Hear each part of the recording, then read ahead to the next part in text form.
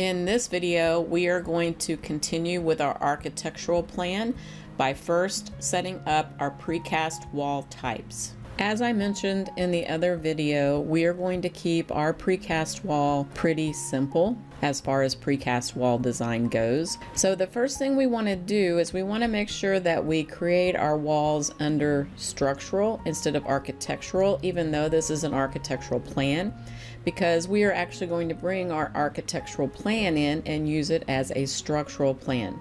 This is another method that I would like for you to be familiar with on how you can set up drawings. Because in a lot of cases on structural drawings, you're going to get a drawing from the architect. And if the architect sets it up properly, it's going to make your job a whole lot easier.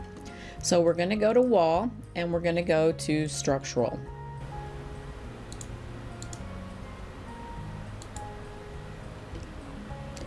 And we're going to just take our basic generic wall and we're going to edit it because we're going to create our own wall type. So the first thing I want to do is I want to duplicate it. I want to call this my exterior precast wall. Then I'm going to go into the structure itself. And I need to add 2 more layers in here. So I'm going to do that before I ever start changing anything. So I'm going to do insert and I'm going to do insert again. I'm going to take this structure that was in here and I'm going to move it up outside of my core boundary. And I'm going to make this the finish, which is going to be the exterior side of my precast wall. And I'm going to go to by category and click on the 3 dots to get to my material browser. And I'm going to type in precast concrete. You should have a precast concrete in here. So I'm going to select that and I'm going to say OK. And now you see I have that. For my exterior finish, I want this panel portion to be 3 inches. The next part is going to be my insulation. So again, on number 3, I'm going to click up and it's going to take it to the outside of my wall because it's in between my interior precast panel and my exterior precast panel. And I'm going to select thermal air layer. And then I'm going to click on the 3 dots here and I'm going to type in rigid insulation. And again, you should have rigid insulation material. And I want it to be 4 inches. And again, the insulation value and thickness is all going to be determined by an engineer. Then I do have my structure on the inside, so I can leave the function as structure. But again, my material, I want to change this to precast concrete again, and I'm going to say OK. And I want it to be 7 inches. This should give me an overall wall thickness of 1 foot 2 inches. So I'm going to go ahead and say OK, and I'm going to say OK. Now I have created this exterior wall type. So if I go back to my structural, you'll see it stays in my structural. If I go to my architectural, it's showing up under architectural because we created an architectural structural wall, and that's what we want. So I'm ready to start putting in my walls. And for our purposes, just to make things easy, my exterior walls, I want them to be on the inside of my grid lines.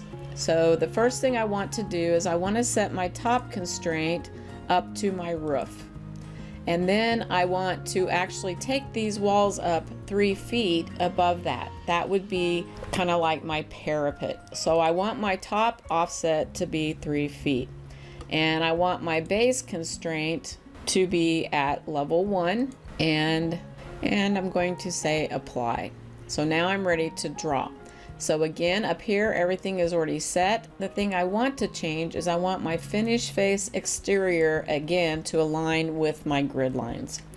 I'm going to start here at 1B and I'm going to go to the right and I'm going to stop at 2. I want to set my detail level to fine, and I want to check first thing to make sure it is going in the way that I want it to and that it looks right.